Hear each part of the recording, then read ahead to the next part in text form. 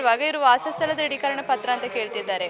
ಈ ವಾಸಸ್ಥಳ ದೃಢೀಕರಣ ಪತ್ರ ನಾವು ನಮ್ಮ ಸ್ವಂತ ಮನೆಯಲ್ಲದ ನಾವು ಯಾವ ಅಡ್ರೆಸ್ಸಿಂದ ನಾವು ಮಾಡಿಸ್ಬೇಕು? ನಮ್ಮ ಅಜ್ಜಂದು 2002 ಲಿಸ್ಟದು ಫಿಲಪ್ ಮಾಡೋ ಬದಲು ಅದರದ್ದು ಕೆಳಗಡೆ ಬರೀ ಆಧಾರ್ ನಂಬರ್ ಮತ್ತು ಅವ್ರದ್ದು ಅಪ್ಪ ಅಮ್ಮಂದು ಹೆಸರು ಮಾತ್ರ ಫಿಲಪ್ ಮಾಡಿದ್ದಾರೆ. ಇದರಿಂದ ಅವ್ರದ್ದು ಓಟು ಕಳೆದುಕೊಳ್ಳುವಂಥ ಚಾನ್ಸಸ್ ಇದೆ. ಅದು ನೀವು ನಿಮ್ಮ ತಂದೆ ತಾಯಿದ್ರು ಓಟ್ ಲಿಸ್ಟ್ ಬರ್ಬೇಕಂತ ಹೇಳಿದ್ದಾರೆ.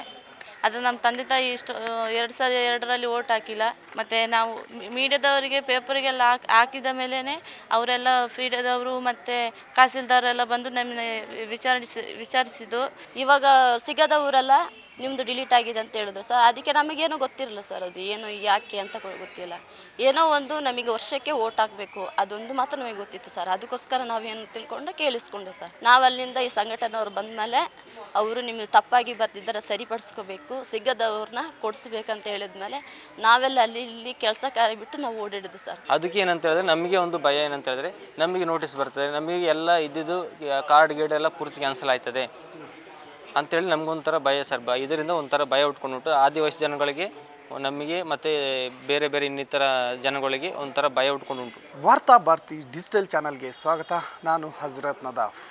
ವೀಕ್ಷಕರೇ, SIR ಪ್ರಕ್ರಿಯೆ ಕರ್ನಾಟಕದಲ್ಲಿ ಒಂದು ಹಂತಕ್ಕೆ ಬಂದೇನೋ ನಿಂತಿದೆ. ಆದರೆ ಇದರಿಂದ ಆದಂಥ ಅನಾಹುತಗಳು ಮತ್ತು ಸಾರ್ವಜನಿಕರಿಗೆ ಏನೆಲ್ಲ ಸಮಸ್ಯೆಗಳನ್ನು ಅನುಭವಿಸ್ತಾ ಇದ್ದಾರೆ ಅನ್ನುವುದಕ್ಕೆ ಇವತ್ತು ಕೊಡಗು ಜಿಲ್ಲೆಯ ವಿರಾಜಪೇಟೆಯಿಂದ ಒಂದಿಷ್ಟು ಆದಿವಾಸಿಗಳು ಹಾಗೂ ದಲಿತ ಮಹಿಳೆಯರು ನನ್ನ ಜೊತೆ ಇದ್ದಾರೆ.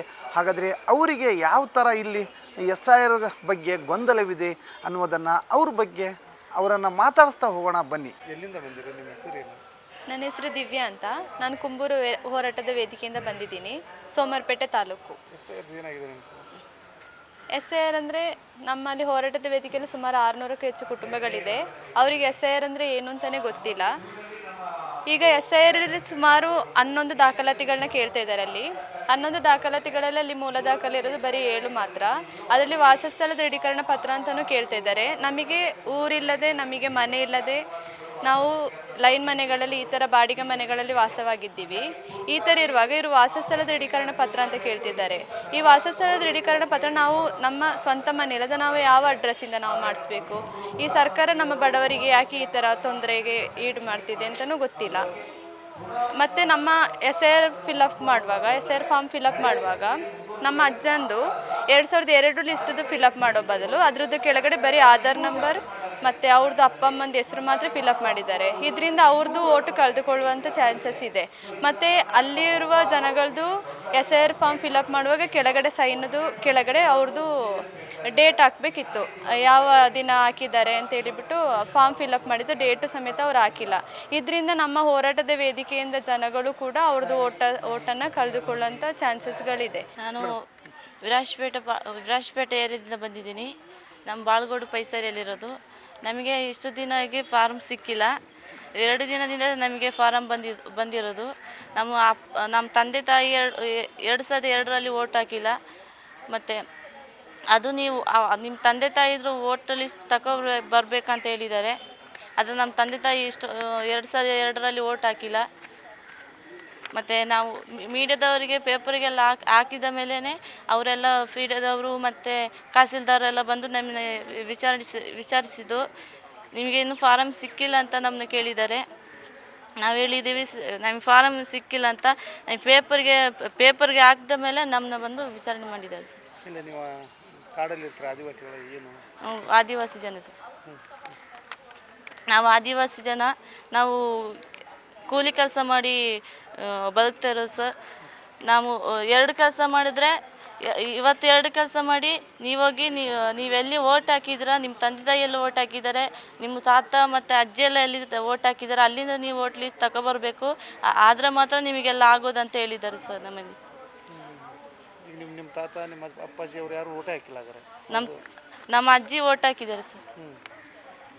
ಅಜ್ಜಿದು ಕೊಟ್ಟರೆ ಇಸ್ಕೊಂತ ಇದ್ದಾರಾ? ಅವ್ರು ತಗೊಬಂದಿದ್ದಾರೆ ಸರ್. ಅಲ್ಲಿ ತಗೊಬಂದು ಇಲ್ಲಿ ನೋಡಿ ಸರ್, ಇದು ನಮ್ಮ ಅಜ್ಜಿದು ಸರ್ ಓಟ್ ಲಿಸ್ಟ್.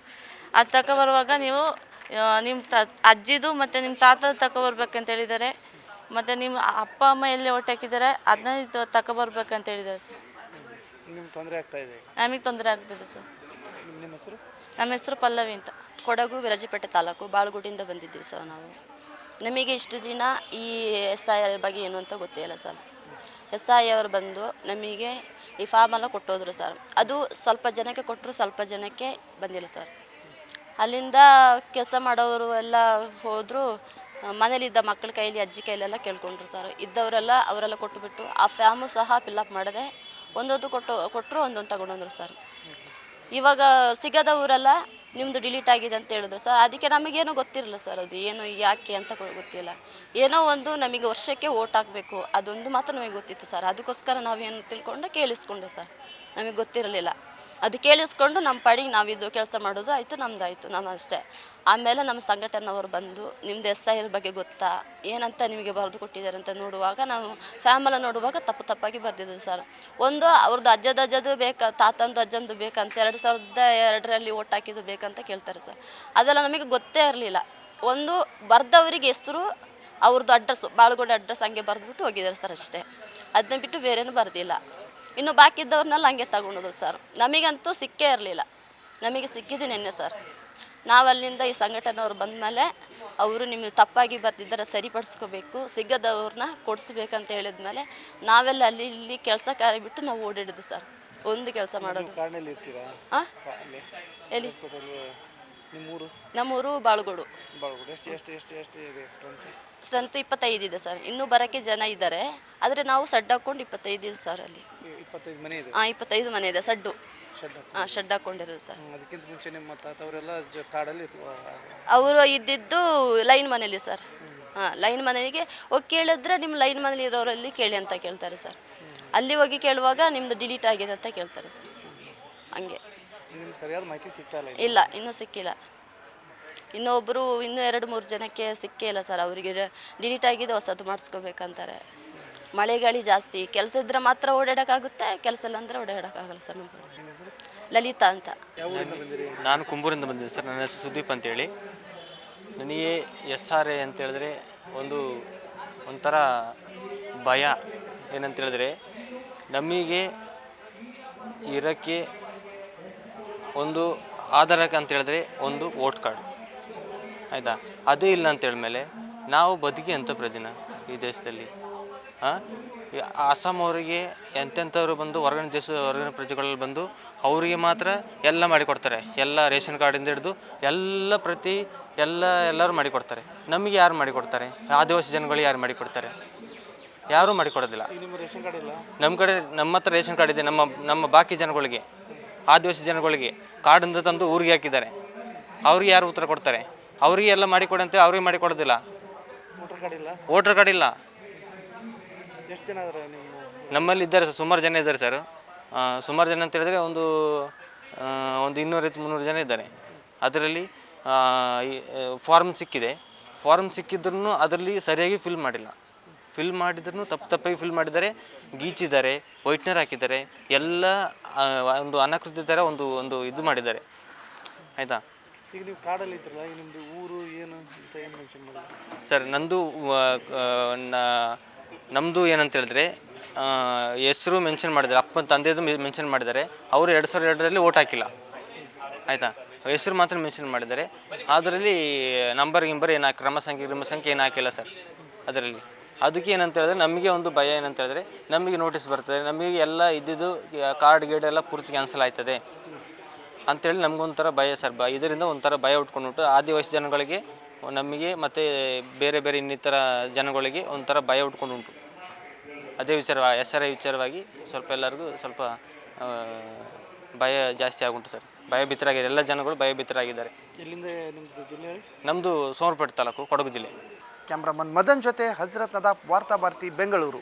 ನಮ್ಮ ಕಾರ್ಯಕ್ರಮಗಳನ್ನ ನೀವು ನೋಡ್ತಾ ಇದ್ರೆ ನಮ್ಮ ಚಾನೆಲ್ ಅನ್ನ ಸಬ್ಸ್ಕ್ರೈಬ್ ಮಾಡಿ, ಪಕ್ಕದ ಬೆಲ್ ಐಕಾನ್ ಒತ್ತಿ ನಮ್ಮನ್ನ ಬೆಂಬಲಿಸಿ.